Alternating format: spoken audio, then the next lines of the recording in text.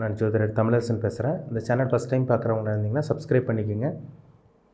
பக்கத்தில் இருக்க பெல் பட்டனை கிளிக் பண்ணிக்கோங்க. ஆளுங்கிற ஆப்ஷன் இருக்கும், அதையும் சூஸ் பண்ணிக்கோங்க. அப்போ தான் நாங்கள் போடுற பதிவுகள் எல்லாமே உங்களை வந்து சேரும். இன்றைக்கி நம்ம இந்த பதிவில் பார்க்க போகிற தலைப்பு மீனராசி காலபுருஷ தத்துவப்படி 12ஆம் ராசி மீனராசினியர்களுக்கு எப்படி இருக்குன்னு நம்ம பார்ப்போம்.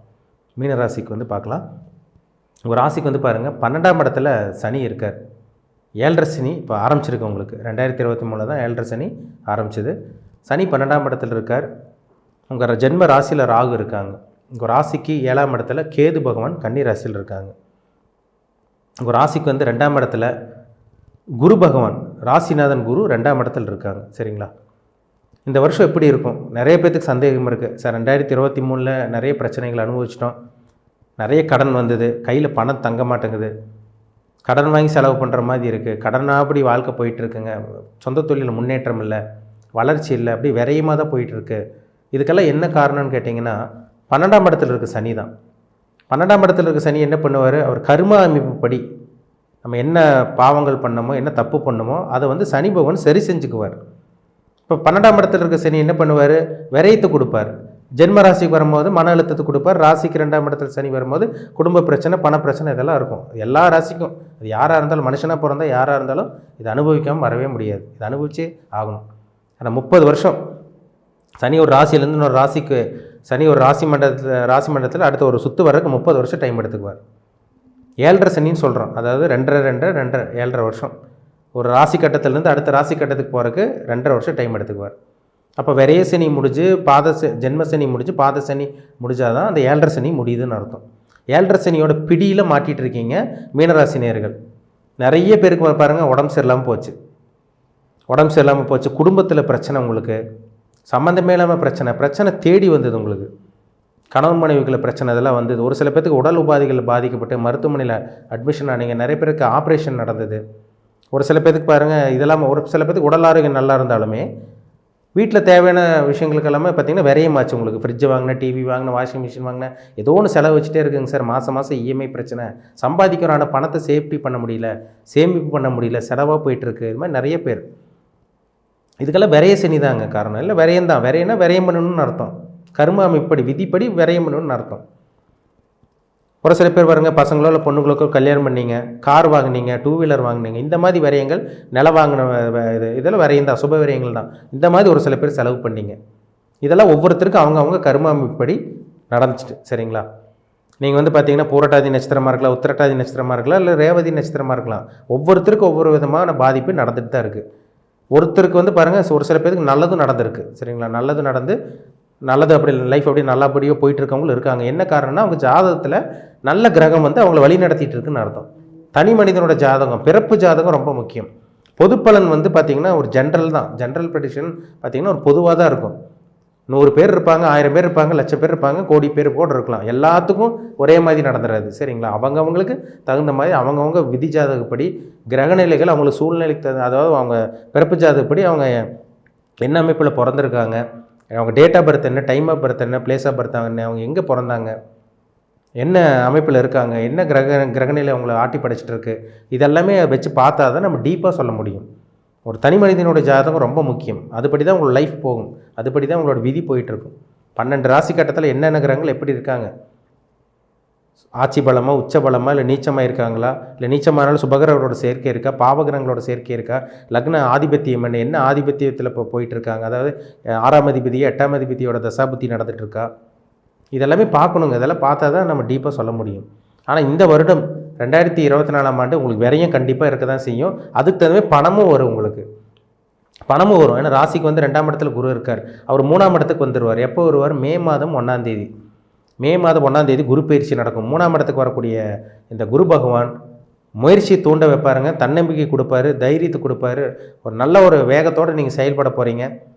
அடுத்தவங்களுக்கு உதவி பண்ணுறது இதெல்லாம் உங்களுக்கு இருக்கும். ஒரு சில பேர் உங்களுக்கு சப்போர்ட் பண்ணுவாங்க, உதவி பண்ணுவாங்க. இந்த மாதிரி விஷயங்கள்லாம் நடக்கும். ஏன்னா 3ஆம் இடங்கிறது உதவி ஸ்தானம், 9ஆம் இடங்கிறது அதிர்ஷ்ட ஸ்தானம். அந்த 9ஆம் இடத்தையும் குரு பார்க்குறாரு. அப்போ நல்லது நடக்கும். இந்த காலகட்டங்கள் நல்லது நடக்கும். உங்கள் முயற்சி சக்ஸஸ் ஆகும். ஒரு பொருள் வாங்கணும்னு நினைக்கிறீங்க, ஒரு இடம் வாங்கணும்னு நினைக்கிறீங்க, இல்லை விரயம் பண்ணுறீங்க, இல்லை கிரையம் பண்ணணும்னு நினைக்கிறீங்க, எல்லாமே நடக்கும் இந்த வருஷம்.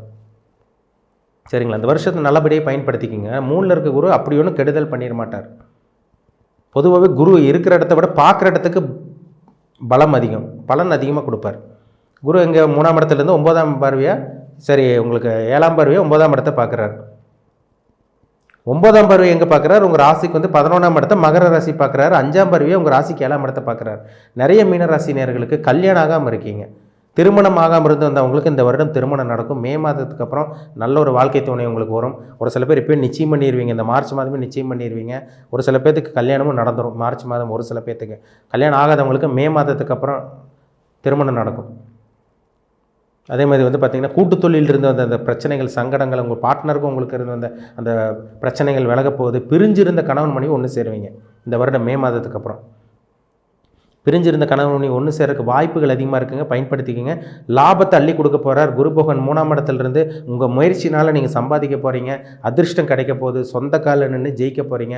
ஒரு சில பேத்துக்கு மட்டும் உதவிகள் கிடைக்கும், சரிங்களா? அடுத்தவங்க உதவி கிடச்சி அந்த உதவி மூலமாக சுயமாக முன்னேறி சொந்த தொழில் பண்ணுறவங்களா இருந்தால் சரி, இல்லை வியாபாரம் பண்ணுறவங்களா இருந்தால் சரி, நிறைய லாபங்களை பார்க்க போகிறீங்க. அதே மாதிரி வேலை வாய்ப்பு உங்களுக்கு தேடி வரும். அதிர்ஷ்டம்னா என்ன? வேலை கிடைக்கிறது, வாகனம் வாங்குறது, வீடு வாங்கணும், வண்டி வாசலாம், வீடு வாங்கணும், வீடு வாசல் அமையிறது, இதெல்லாமே பார்த்திங்கன்னா ஒரு அதிர்ஷ்டம் தான்.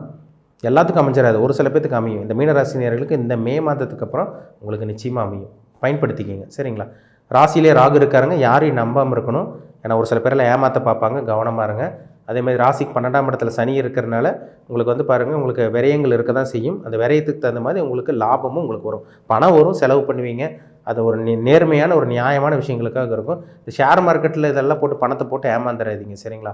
சனி கொடுக்குற மாதிரி கொடுத்து அப்படியே கெடுத்து விட்டுருவார். பணம் வர்ற மாதிரி ஒரு 10,000 20,000 சம்பாதிக்கிற மாதிரி தெரியும், கடைசியில் 50,000 1 லட்சம் அப்படியே போகும், அப்படியே வாஷ் அவுட், அப்படியே கரைஞ்சு போகும் அப்படி, சரிங்களா? அதனால் கவனமாக இருங்க. இந்த வருடம் மே மாதத்துக்கு அப்புறம் திருமணம், புத்திர பாக்கியம் கிடைக்கும். அதே மாதிரி வந்து பார்த்திங்கன்னா உங்களுக்கு பிரிஞ்சிருந்த கணவன் மனைவி நான் முன்னாடி சொன்ன மாதிரி ஒன்று சேருவீங்க, அதிர்ஷ்டங்கள் கிடைக்கும். அப்பா வழி பூர்வீக சொத்து, தந்தை வழி உறவினர்கள் மூலமாக ஆதாயங்கள், நன்மை, அப்பாவுக்கும் உங்களுக்கு இருந்த அந்த பிரச்சனைகள், அந்த மனக்கசப்பு விலகி ஒரு நல்ல ஒரு அதிர்ஷ்டமான ஒரு வாழ்க்கை இந்த மே மாதத்துக்கு அப்புறம் நீங்கள் வாழ போகிறீங்க. செலவு இருக்கும், செலவோட நல்லதும் உங்களுக்கு நடக்கும், பயன்படுத்திக்கிங்க, சரிங்களா? உங்கள் ஜாதகத்தில் என்ன தசாபுத்தி போகுதுன்னு பாருங்கள். என்ன நட்சத்திரத்தில் இருக்கீங்க, என்ன நட்சத்திர பாதத்தில் இருக்கீங்க, என்ன தசாபுத்தி உங்களை வழி நடத்திட்டு இருக்காங்க, என்ன கிரகங்கள் உங்களுக்கு சாதகமாக இருக்குது, பாதகமாக இருக்குது, அந்த கிரகம் நன்மை செய்யுமா, தீமை செய்யுமா, இதெல்லாம் வச்சு பார்த்தா தான் நம்ம 100% நம்ம துல்லியமாக சொல்ல முடியும். தனி மனிதனுடைய ஜாதகம் ரொம்ப முக்கியம். மனுஷனும் ஒவ்வொரு மாதிரி இருக்காங்க, எல்லோரும் ஒரே மாதிரி இருக்கிறது கிடையாது. இல்லை, உலகத்தில் வந்து இந்த பூமியில் வந்து எல்லோரும் ஒரே மாதிரி கிடையாது, ஒவ்வொருத்தரும் ஒவ்வொரு விதமாக இருக்காங்க, ஒவ்வொருத்தரும் ஒவ்வொரு விதமான கேரக்டராக இருக்காங்க. நீங்கள் எப்பேற்பட்ட கேரக்டர், உங்களை லக்னத்தில் லக்னாதிபதி கேரக்டர் குறிக்கும். லக்னாதிபதிங்கிறது பார்த்திங்கன்னா ரொம்ப முக்கியம். அந்த லக்னாதிபதி நல்லா இருந்தால் தான் நீங்கள் அனுபவிக்க பிறந்தீங்க, நல்லதை அனுபவிக்க பிறந்தீங்கன்னு அர்த்தம். லக்னாதிபதி கெட்டு போச்சுன்னா எந்த யோகத்தையும் அனுபவிக்க முடியாது. எல்லாமே இருக்கும், நம்ம சுற்றி எல்லாமே இருக்கும். கை கெட்டினது வாய் கெட்டாமல் போகுதுன்னு சொல்கிறாங்க பார்த்தீங்களா, அதுதான். அப்போ ஜாதகம் ரொம்ப முக்கியங்க. ஜாதகத்தை பார்த்தா தான் அந்த 12 கட்டத்தில் என்னென்ன கிரகங்கள் என்னென்ன அமைப்பில் இருக்காங்க, உங்களை எப்படி வழி நடத்திட்டு இருக்காங்க கிரகங்கள், என்ன கிரகங்கள் உங்களுக்கு சாதகமாக இருக்குது, எது பாதகமாக இருக்குது, இப்போ உங்கள் லைஃப் ஸ்டைல் எப்படி போயிட்டுருக்கு, எப்படி உங்களோட விதி எப்படி போயிட்டுருக்கு, உங்கள் தலையெழுத்து எப்படி போயிட்டுருக்கு, இது எல்லாமே உங்கள் தனிப்பட்ட ஜாதகம் பதில் சொல்லும். ஜாதகத்தை பார்த்தா தெளிவாக நம்ம துல்லியமாக பார்த்து A to Z பார்த்து தெரிஞ்சுக்குவோம், சரிங்களா?